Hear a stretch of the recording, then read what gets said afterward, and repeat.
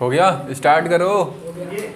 अरे नहीं हुआ, कर दिया, चल रही है 1 2 3, ठीक है। गुड मॉर्निंग स्टूडेंट्स, आज हम लोग पढ़ेंगे ईमेल, चैप्टर 1 में कंटिन्यू करेंगे ईमेल से आज, ठीक है। अब ये बताओ कितने लोगों ने ईमेल किया है? मैंने किया। ईमेल किया है, मैं मैसेज की व्हाट्सएप की बात नहीं कर रहा हूँ, ईमेल, ठीक है। तो जिसने ईमेल किया है उसने ये वाला इंटरफेस देखा होगा कि ईमेल करते हैं तो ये कंपोज में ये वाला आता है, ये वाला देख लो सब लोग, ठीक है। बता रहा हूँ ईमेल आईडी के 3 पार्ट होते हैं, 1 2 3, ठीक है। पहला पार्ट जो होता है वो यूज़र नेम होता है, जो कि यूज़र उसे यूज़ करने वाला अपने हिसाब से बनाता है, ज़्यादातर अपने नाम से बनाता है, ठीक है।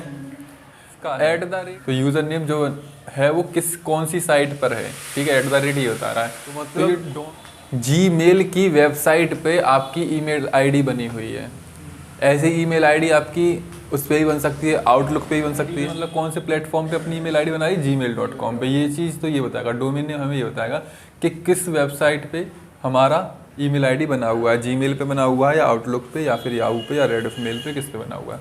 यूज़र नेम अपने हिसाब से, ठीक है, नाम का मतलब समझ गए। उसके बाद जो होता है मेल करते हैं, तो मेल में हमें सबसे ऊपर दिखाई देता है टू का मतलब सब जानते हैं, टू द प्रिंसिपल के लिए, ठीक है। तो यहाँ पे जिसको भेज रहे हैं हम उसका ईमेल आईडी डालेंगे, ठीक है। ज़रूरी नहीं है कि हम gmail.com पे हमारी आईडी हम जीमेल आईडी से भेज रहे हैं तो जीमेल वाले को ही भेज पाएंगे, ऐसा कुछ नहीं है। हमारी जीमेल पे है लेकिन दूसरे की आउटलुक पे है या रेडिफ मेल पे है, किसी भी मेल पे क्यों ना हो, उसकी किसी भी वेबसाइट पे क्यों ना हो, उसकी ईमेल आईडी हम वहाँ पे डाल सकते हैं और उसके पास चला जाएगा, ठीक है। तो यहाँ पे हमने दूसरे की डाल दी, monkey@redifmail.com, ठीक है। सीसी में कार्बन कॉपी, यहाँ मैंने लिख दिया monkey@gmail.com। तो यानी कि मैं क्या कर रहा हूँ, मंकी को एक मैसेज भेजना चाह रहा हूँ, monkey@gmail.com, ठीक है। मैं चाह रहा हूँ मंकी के अलावा भी एक आध को और चले जाएं, तो मंकी के बाद डंकी को भेज देते हैं, ठीक है। चलो छोटू को, छोटू@gmail.com, ठीक है। बीसीसी को मैं अभी खाली छोड़ दे रहा हूँ। सब्जेक्ट किस बारे में, सब्जेक्ट में डाल देता हूँ मैथ टेस्ट के बारे में, ठीक है। मैसेज में मैं मैसेज लिख देता हूँ टुडेज टाइमिंग, अच्छा bro, for test is 3 to 6 PM, ठीक है, ठीक है। मैसेज ये होता है। अब मैसेज में हम और भी चीज़ें लगा सकते हैं, इमेज भी भेज सकते हैं, ऑडियो भी भेज सकते हैं, वीडियो भी भेज सकते हैं, ठीक है, वो इच्छा है। और फिर सेंड पे क्लिक करके मैसेज चला जाएगा। तो टू का मतलब समझ में आता ही था। सीसी का मतलब होता है कि मैं उसी की एक कार्बन कॉपी, सीसी के मतलब कार्बन कॉपी, उसी की carbon copy, xerox copy, duplicate copy इसी मैसेज की मैं इसको भी भेज रहा हूँ, छोटू को भी भेज रहा हूँ। फिर मैं चाहता हूँ कि छोटू को भेजना, मैं एक बंदे को और चाहता हूँ भेजना, ठीक है। और वो मैं चाहता हूँ अपने फ्रेंड को, ठीक है, अपने फ्रेंड को भेजना चाहता हूँ, आयुष को। किसको? आयुष को। पर मैं ये नहीं चाहता कि इन दोनों को पता चले कि आयुष को मैंने भेजा है, क्योंकि इनको क्या मतलब आयुष से, आयुष तो मेरा दोस्त है ना, ठीक है। मैं आयुष को भी यही सेम मैसेज भेजना चाहता हूँ, लेकिन मैं ये पता नहीं चलने देता कि इन दोनों को, कि इन दोनों के अलावा आयुष को भी भेजा गया है। तो मैं ऐसी चीज़ को यहाँ पे लिखूँगा, ayush@gmail.com। अब मंकी को, छोटू को, आयुष को, तीनों को मिल गया, लेकिन मंकी को पता है कि छोटू के पास गया है, छोटू को पता है मंकी के पास गया है, लेकिन इन दोनों में से किसी को नहीं पता कि आयुष के पास भी गया है, क्योंकि ये होती है ब्लाइंड कार्बन कॉपी। कैसी? हाँ, ब्लाइंड कार्बन कॉपी। ब्लाइंड यानी कि देख नहीं सकता, इसको कोई देख नहीं सकता, ठीक है, ब्लाइंड कार्बन कॉपी होती है। तो ऐसे मेल जिस हमें खुफिया भेजने होंगे तो ब्लाइंड कार्बन कॉपी में भेज देंगे, ठीक है। एक ही बार मेल लिखेंगे और जितनी मेल आईडी डाल देंगे सबके पास चला जाएगा, खट खट कर, ठीक है। तो इतना ईमेल होता है, ज़्यादा कुछ। एक इस तरीके का ऑप्शन आता है नीचे, इस तरीके का, ये अटैचमेंट का होता है। किसका? अटैचमेंट का, यानी कि अटैच फाइल। इससे हम कोई फाइल अटैच कर सकते हैं, पीडीएफ फाइल या जेपीजी फाइल, ऑडियो वीडियो कोई फाइल। तो यहाँ से ये सब चीज़ें ऐड हो जाएंगी और लिख के भेजना है तो लिख के ऐसे भेज सकते हो। आज तो सबको मेल पहुँच जाएगा थोड़ी देर में, ठीक है।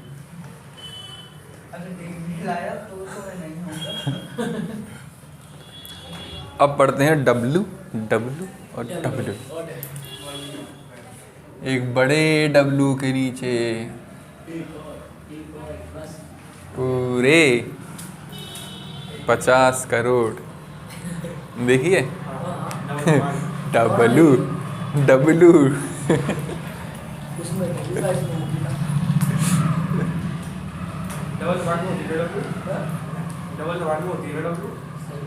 बड़ा सिर्फ दबा रहे हैं।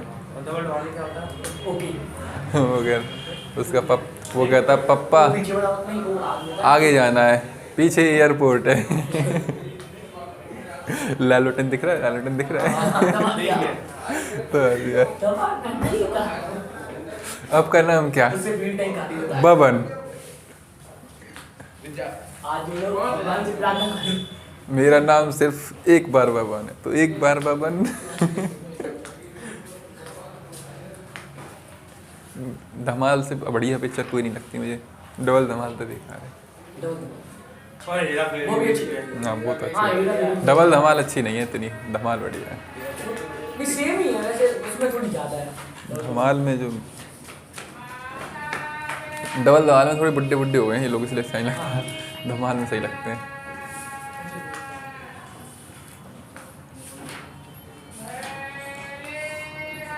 वो पहले उसमें गेट खोलता है, गेट के पीछे जाके छिप जाता है, लगता है चले गए। वो हेलीकॉप्टर से गिर के बिल्डिंग कहता भगवान वो एक दिन पैसे में से 1 लाख के लिए भी चढ़ा, नहीं 10 किलो आतंक का कहता है इस बात के लिए कुछ नहीं खाते खाते।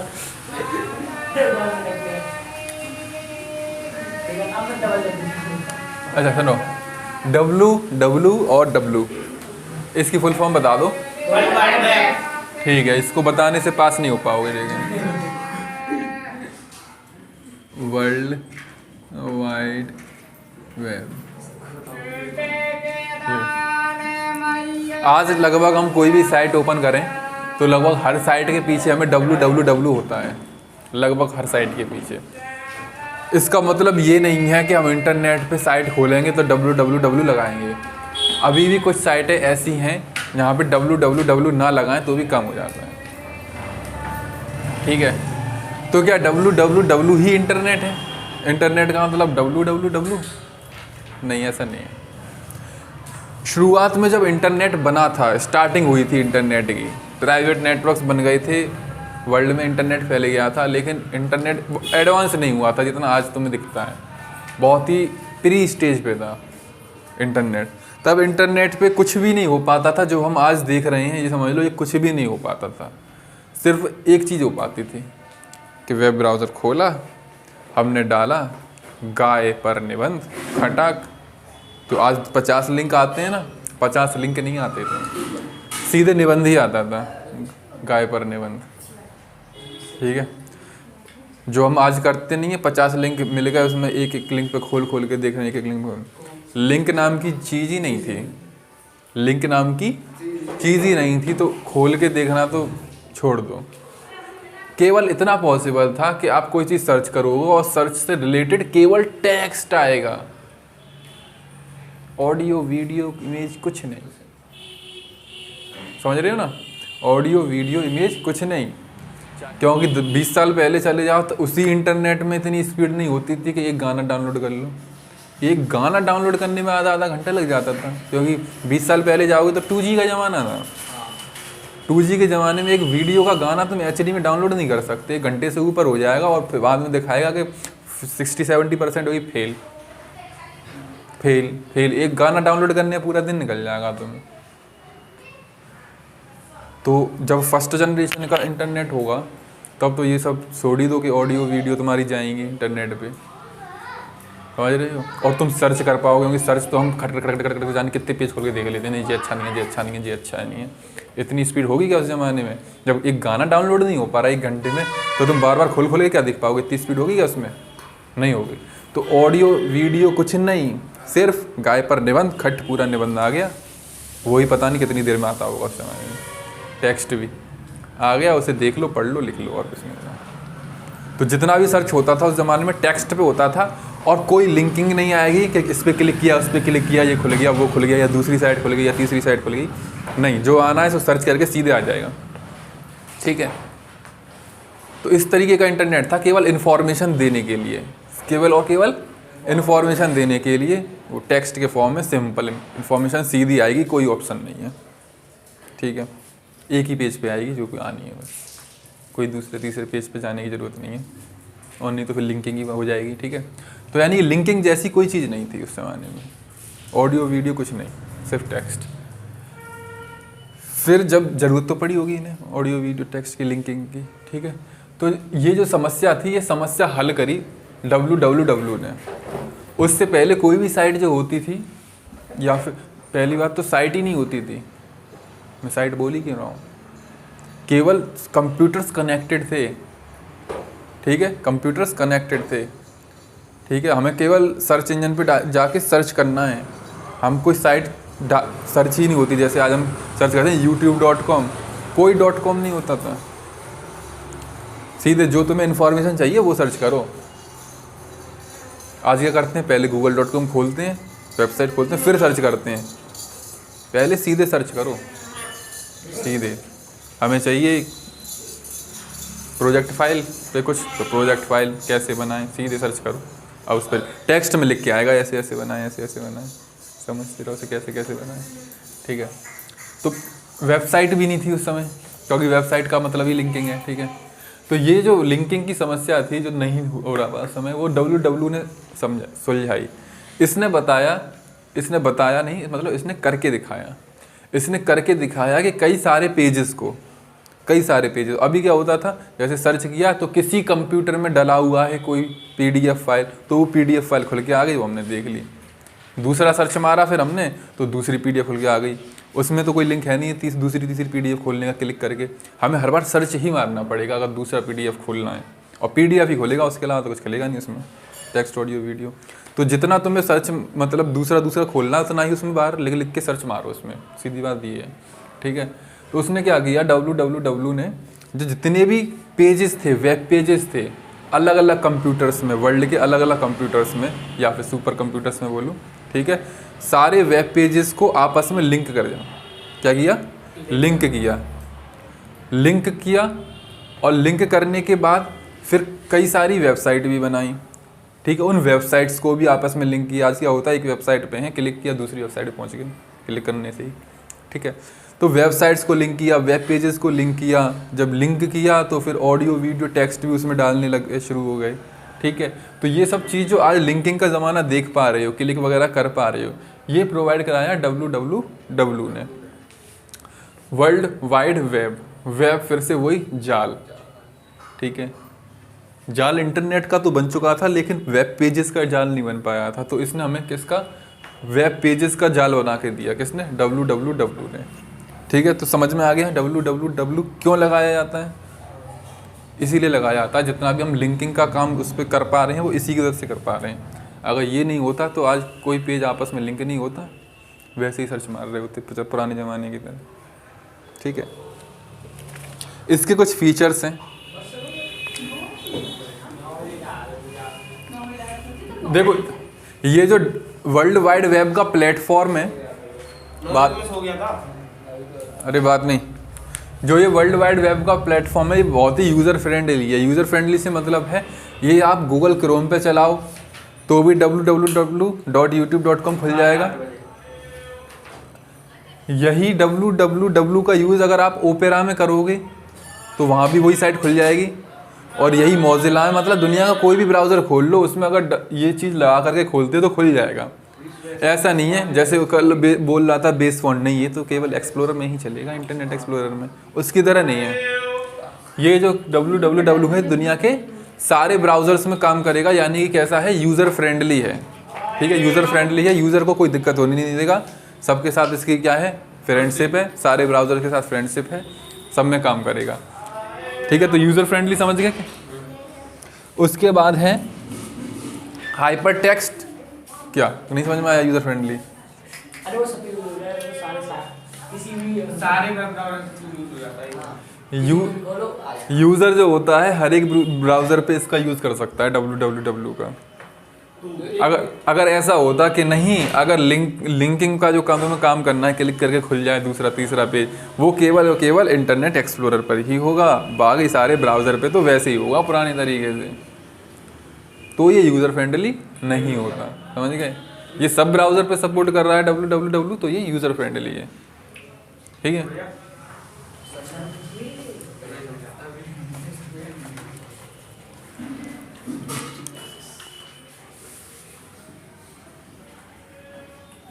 हाइपर टेक्स्ट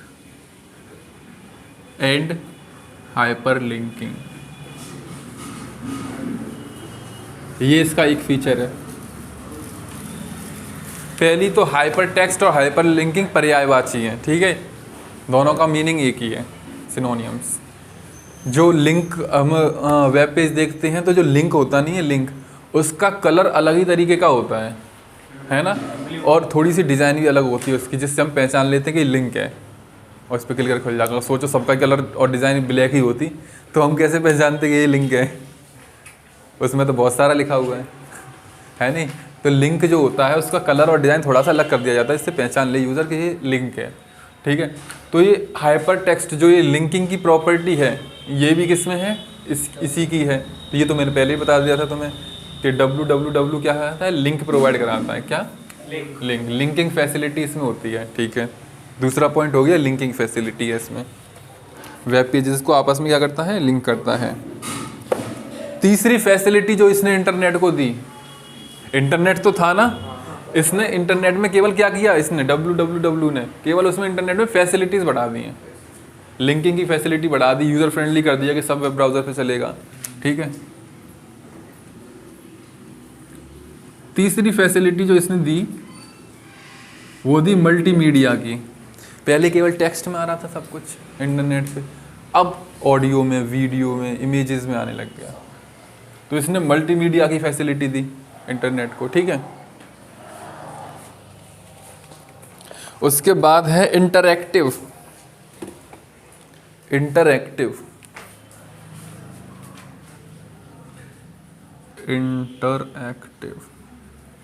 इंटरैक्टिव कैसे, मैंने बताया कि पहले सब कुछ टेक्स्ट में ही आता था उस पर, और टेक्स्ट में भी सिर्फ टेक्स्ट में, और कुछ नहीं मिलेगा तुम्हें। मतलब जो आज तुम्हें इस तरीके के चेक बॉक्स मिल जाते हैं कि तुम पे क्लिक करोगे तो इसमें टिक लग जाएगा, मिल जाती हैं वेबसाइट्स पे, ये नहीं होता था। और भी बहुत सारी चीज़ें हैं जिससे वेबसाइट अच्छी लगती है, सुंदर लगती है। ठीक है, वो सब चीज़ें क्या करती हैं, उसको आकर्षित बनाती हैं। क्या करती हैं, इंटरैक्टिव बनाती हैं। तो वही आकर्षित बनाने का काम, यानी कि इंटरैक्टिव बनाने का काम इसने किया, वर्ल्ड वाइड वेब ने। बहुत सारी चीज़ें डाली इसने, ऐसे चेक बॉक्स बनाए, और भी चीज़ें इसने करी, जिससे क्या हुआ, वेब पेज थोड़ा इंटरैक्टिव हो गया, सुंदर लगने लग गया। तो वर्ल्ड वाइड वेब ने इंटरैक्टिव बनाया वेबसाइट्स को। ठीक है, उसके बाद एक्सेसिबिलिटी, एक इसका फीचर है एक्सेसिबिलिटी।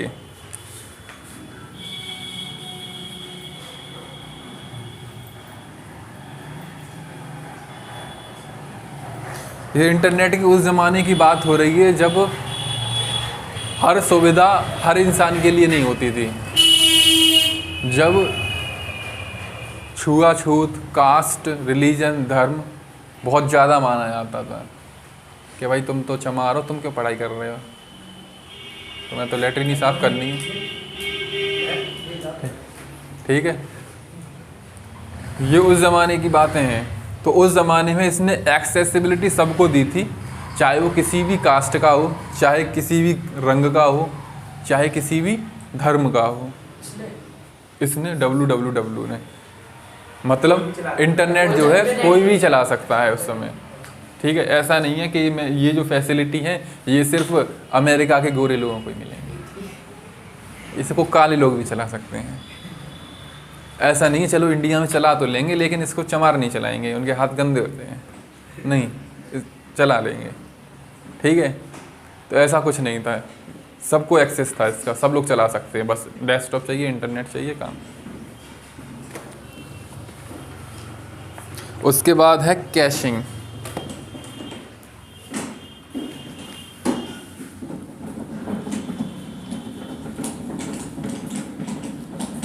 ये बहुत ही इम्पोर्टेंट चीज़ है। मोबाइल में, कंप्यूटर में, सब जगह आजकल लिख के आता है कैश। क्या? Cash, clear your cash, clear your cash, clear your. कोई बता सकता है ये क्या है? बता। ये इंटरनेट चलाते हैं, हाँ, तो उससे कुछ हो जाता होगा। उससे क्या हो जाता है इसका? हो जाती है कुछ। हैं? क्या हो जाता? Junk files. अच्छा, जंक फाइल्स हो जाते हैं। नहीं, बिल्कुल गलत। कोई जंक जंक फूड।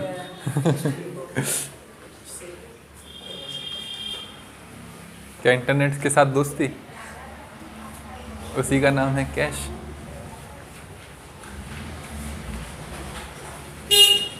नहीं मालूम? देखो, जब आप इंटरनेट चला रहे हो, बहुत देर हो गई चलाते चलाते, आधा घंटा हो गया, ये वेबसाइट खोल, वो वेबसाइट खोल, ये वीडियो खोल, वो वीडियो खोल। ठीक है, तो जब आप पहली बार कोई वेबसाइट खोलते हो इंटरनेट पे, तब वो थोड़ी देर में खुलती है, लेकिन जब आधा पौन घंटा चला लिया और फिर दोबारा से उसी वेबसाइट पे गए, तो दूसरी बार या तीसरी बार खोलने में उतना टाइम नहीं लगता, फटाक से खुल जाती है। ये चीज़ देखी है? हाँ, देख। तो ये इसी की वजह से होती है। क्यों? जब आप पहली बार विजिट करते हो तब वो सारा डाटा सुपर कंप्यूटर से उठ के आता है।